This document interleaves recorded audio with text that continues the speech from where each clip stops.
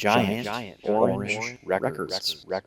So here are 30 albums that influenced punk rock, but aren't necessarily punk rock albums. And these aren't all the albums that have ever influenced punk rock, but this is just a sampling from my personal collection at this time.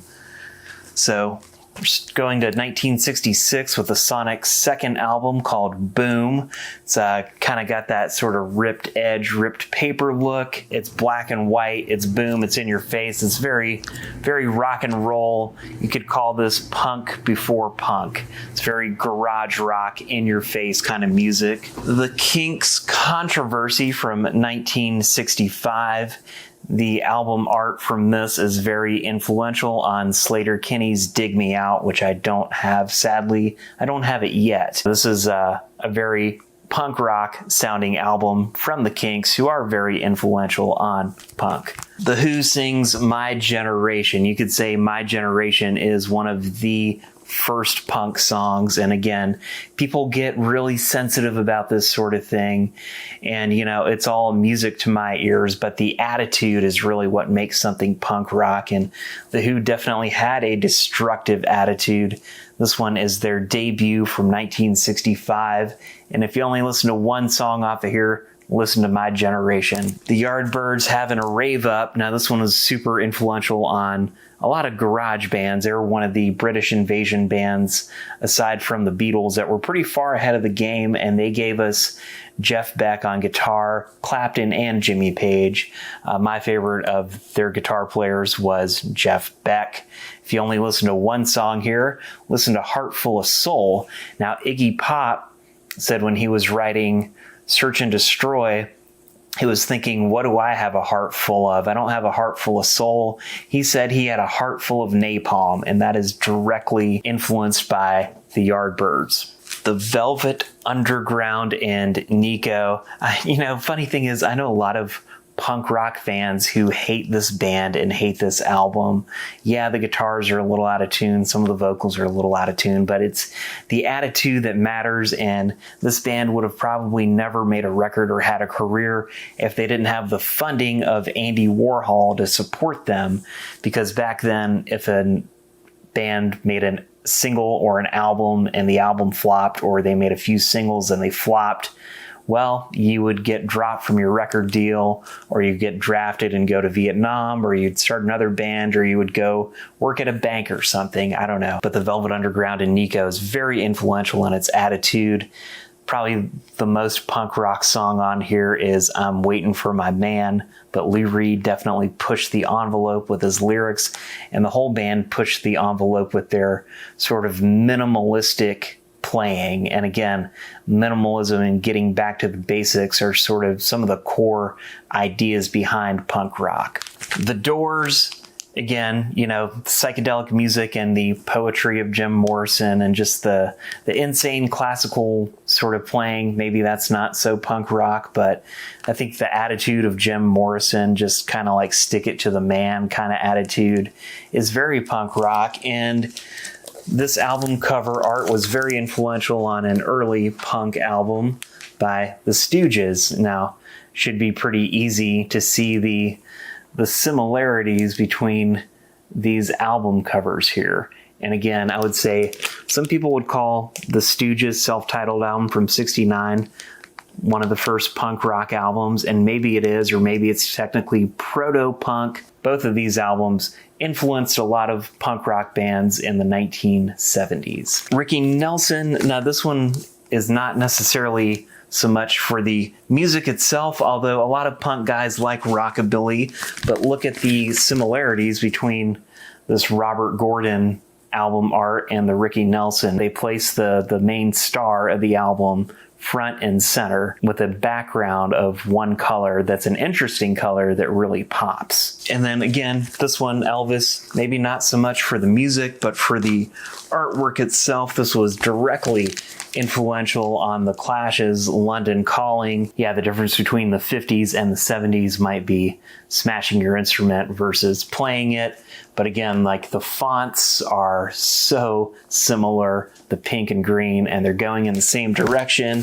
And not to exclude the other awesome Robert Gordon album with Link Wray. You can see there's like Pink and Green, which is probably also influenced by either Elvis or The Clash or a mix of both. Johnny Cash, I think he was just influential on punk rock by being probably the first outlaw country guy that was really famous. He went against the grain. He kind of lived a crazy outsider on the fringes lifestyle, which is what a lot of punk rock guys did.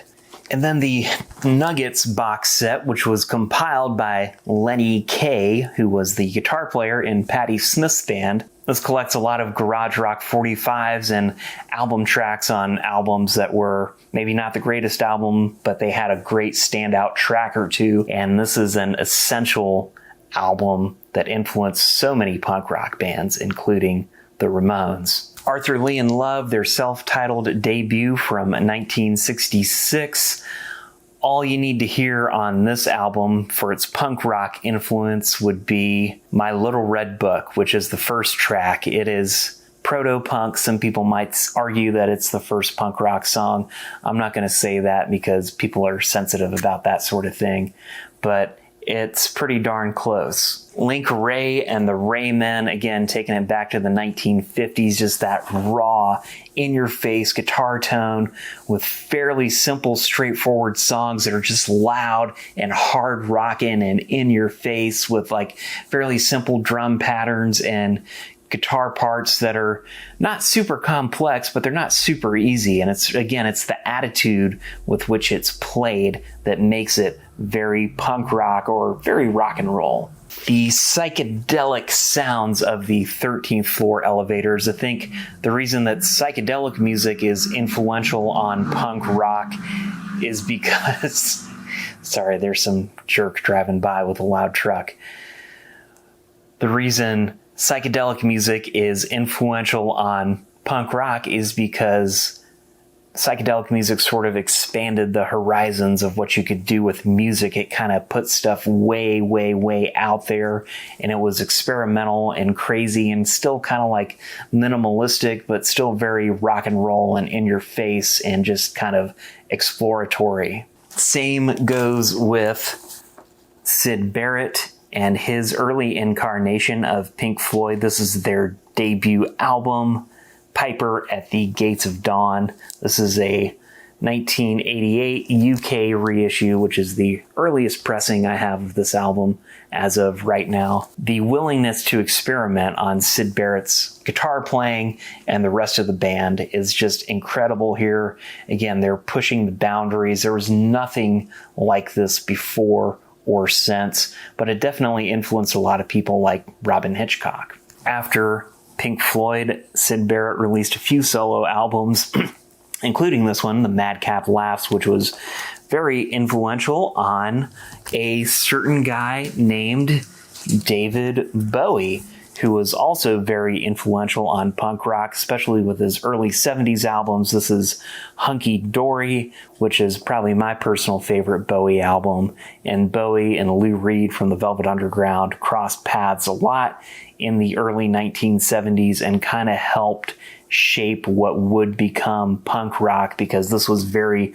early alternative type music. And we don't want to leave out T-Rex. Again, it's just like the simplicity of the artwork, black and white photo with colorful text, really big, simple text. I mean, you can't miss it. It's so distinctive. It makes a statement, and that is another punk rock sort of thing. He's got his little top hat, the slider. I mean, it's just him being weird and being himself in the most beautiful way possible. Like T-Rex, again, very influential on a lot of the punk rock guys from the 70s and especially from the 2000s and beyond, because, I mean, he's about as hip as it gets among the hipsters. I mean, David Bowie is probably the hippest, and maybe David Byrne and Lou Reed are also in that category. This is Action by Question Mark and the Mysterians. This is their second album from 1967, and I would say this is a little bit better than their first album. Their first album's incredible. It has their top hit 96 Tears, which everybody knows is sort of like caveman rock, which again, it's simple but not super easy to play. And again, like just kind of has that stomp in your face, garage, soul, punk kind of attitude. I mean, look at these guys. They were a bunch of Spanish dudes from Saginaw, Michigan, looking a little bit shady. Question mark. The lead singer changed his name to an actual question mark and said that he came down from another planet. This is the Remains self-titled debut. It's one of the best garage rock albums, period. These guys opened up for the Beatles more than once, and their musicianship is insane. It's probably some of the most complex compositions in garage rock. These guys influenced a lot of 70s punk rockers as well. There's certain riffs on this album that are real similar to certain Ramones riffs. The Standells. This is another band that was directly influential on the Ramones. They've mentioned that over and over. This is Dirty Water. Again, just a simple driving hit. This hit song is on the Nuggets compilation that I showed earlier. The Seeds' self-titled debut from 1966 with their 2-chord punk smash, Pushing Too Hard. Again, that's just the simplicity plus the attitude. Very influential on punk rock. It's kind of psychedelic. It's kind of garage. It's kind of bluesy, but a lot of their songs were real simple, just had a couple of chords. Some of them sound really similar. But these guys were also pretty influential on the Doors. This was a Los Angeles band that was a little bit ahead of the Doors as far as the timeline goes. And the Count 5 Psychotic Reaction, another real simple song, just fuzzy rock and roll. This was influenced by the Yardbirds. Lester Bangs talks about that in his book Psychotic Reactions and Carburetor Dung, which is also very influential on punk rock. I would highly recommend this if you haven't read it in a while. This is a book that gets me really fired up about music, and it sort of explains why the music I'm talking about here is important. It's why, say, the Trogs and the Kinks and the 13th Floor Elevators are so important. The title was taken from this, and Carburetor Dung was a later fictional album that the Count 5 never made because the Count 5 only made one album. But that's part of the joke and the humor in Lester Bangs' writing. The Rolling Stones, England's newest hit makers. I would just say the early Rolling Stones just capture that really rock and roll attitude, and you can see this attitude across their early albums. Again, simple photos of the band, just plain white text, really big, really easy to read.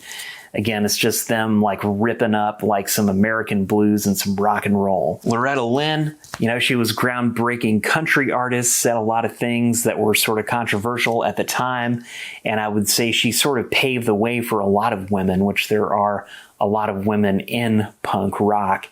And another album that I don't have yet or single is the Pleasure Seekers, who were from Detroit, Michigan, and they influenced a lot of punk rock bands. They were one of the first all-female punk bands, possibly the first all-female punk band. Lee Dorsey, Everything Gonna Be Funky. This is like a best of on Charlie Records from the 1980s, I believe. I heard about Lee Dorsey when I was reading a book I checked out from the library about the Clash on tour, and it had a picture of this stack of cassettes that the Clash would listen to in their tour van, and Lee Dorsey was one of them, and he was the only one that I didn't recognize, so I went and checked it out. This is some funky New Orleans soul music, and I would say soul is very influential on punk and rock and roll, and again, there's a lot of simplicity in soul music, but it's just a beautiful type of simplicity, which continues with Major Lance. This is his greatest hits. Again, a bunch of like Chicago soul songs. A lot of these were actually written by the one and only Curtis Mayfield, who is on the credits here. And these are just like 2.5 minute fun, funky dance songs. And surf music, especially The Ventures, was very influential on punk rock. This is Walk Don't Run, the first one on Dalton Records. Very, very rock and roll stuff here. The Again, just like the Ventures had this very like gnarly, in-your-face kind of guitar tone where just like the guitars are just buzzing and screaming and rocking out. And that is the punk rock influence they had, which went into other surf music like Out of Limits by the Marquettes. This one has that typical spy riff. It's kind of what you heard on the Twilight Zone, and I think they actually had a lawsuit over the similarities of that. But again, like surf rock is very in your face. It's like riding the waves. It's kind of rough and mean and rowdy. And here's another 1970s record that was super influential on punk rock and alternative music. That is Big Star's #1 record, which was sort of, it was definitely not a #1 record, but that was the name of it. It sold quite poorly, but it ended up being really influential years later. And I cannot forget Bo Diddley. This guy was also super influential on punk rock with his super sort of simplistic beats, but he invented the Bo Diddley beat. He was one of the first people to use tremolo. He used tremolo and reverb quite extensively. Gretsch made their own guitars. And again, we get the green and the red fonts here, very bright colors on a kind of a plain background.